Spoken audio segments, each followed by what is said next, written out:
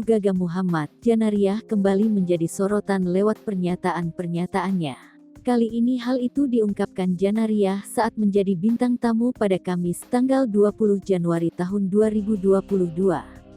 Janariah awalnya diminta presenter Feni Rose untuk memberikan pesan pada Gaga Muhammad. Seperti diketahui, Gaga Muhammad divonis 4,5 tahun penjara karena kelalaiannya dalam berkendara hingga mengalami kecelakaan.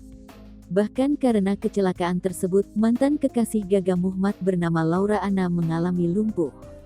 Janariah lantas berpesan pada Gaga Muhammad supaya selektif dalam memilih pasangan selanjutnya.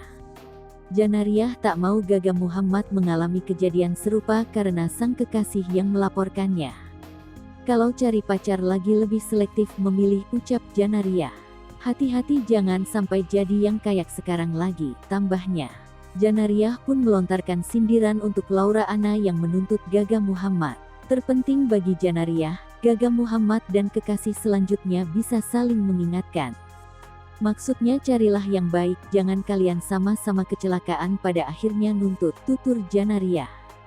Paling tidak saling mengingatkan, tambahnya.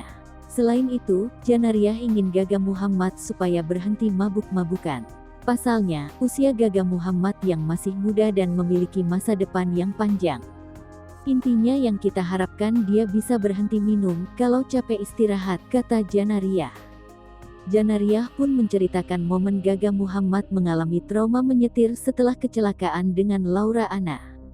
Waktu kejadian itu umur dia masih 19 tahun, ucap Janariah. Awalnya trauma nyetir, waktu abis kecelakaan terus mau olahraga aku yang suka antar, tegasnya.